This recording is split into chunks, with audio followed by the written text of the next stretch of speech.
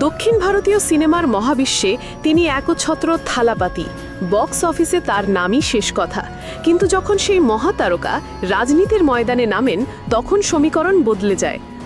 গল্পটা জোসেফ বিজয় চন্দ্রশেখরের, যার সিনেমার কাল্পনিক শত্রু ছিল দুর্নীতিগ্রস্ত সিস্টেম, আর আজ বাস্তবের রাজনীতিতে তার সামনে দাঁড়িয়ে এক বিরাট শক্তি, ভারতের কেন্দ্রীয় সরকার এবং প্রধানমন্ত্রী নরেন্দ্র মোদী।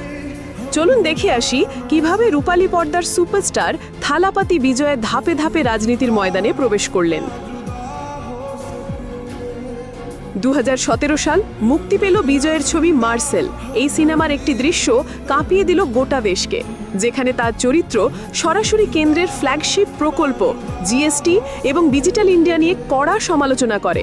এই দৃশ্যটি বিজেপির কাছে ছিল এক সরাসরি চ্যালেঞ্জ। তামিলনাড়ুর বিজেপির নেতারা সিনেমাটিকে নিষিদ্ধ করার দাবি তোলেন।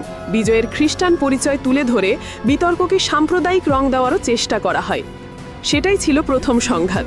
মার্শাল বিতর্কের মাধ্যমে বিজয় নিজেকে তামিলনাড়ুতে বিজেপির এক শক্তিশালী সমালোচক হিসেবে প্রতিষ্ঠা করেন।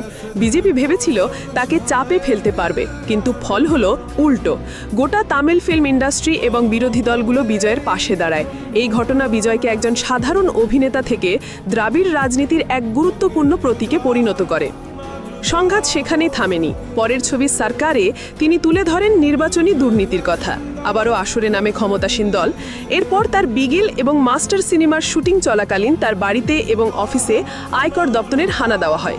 যদিও কিছুই পাওয়া যায়নি, কিন্তু বার্তাটা ছিল স্পষ্ট: কেন্দ্রীয় সংস্থাগুলিকে ব্যবহার করে তাকে চাপে রাখার চেষ্টা। কিন্তু প্রতিবারই বিজয় আরও শক্তিশালী হয়ে ফিরে এসেছেন। এই চাপ তাকে দমাতে পারেনি, বরং তার রাজনৈতিক অভিপ্রায়কে আরও দৃঢ় করেছে। তিনি বুঝে গিয়েছিলেন সিনেমার পর্দায় সিস্টেম বদলের কথা বলা এক জিনিস, আর বাস্তবের ময়দানে তার জন্য লড়াই করা সম্পূর্ণ ভিন্ন। কিন্তু রাজনীতির খেলা বড়ই অদ্ভুত। একদিকে যখন সংঘাত চলছে, তখন অন্যদিকে দেখা গেছে সৌজন্যের ছবিও। 2019 সালে প্রধানমন্ত্রী মোদী যখন চেন্নাইতে আসেন, তখন বিজয়ের সাথে তার সাক্ষাৎকারের ছবি ভাইরাল হয়। অনেকেই ভেবেছিলেন হয়তো বরফ গলছে, বিজেপি হয়তো বিজয়কে নিজেদের দিকে টানার চেষ্টা করছে। এটি ছিল বিজেপির একটি কৌশলীগত চাল।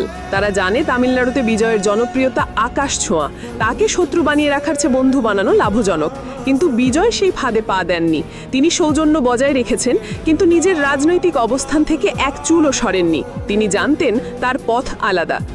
অবশেষে 2023 সালে তিনি নিজের রাজনৈতিক দল ঘোষণা করেন। লক্ষ্য 2026 সালের তামিলনাড়ু বিধানসভা নির্বাচন। তার দলের মূল নীতি হল দুর্নীতিমুক্ত, প্রগতিশীল এবং ধর্মনিরপেক্ষ শাসন প্রতিষ্ঠা করা। এই তিনটি শব্দই যেন কেন্দ্রীয় সরকারের নীতির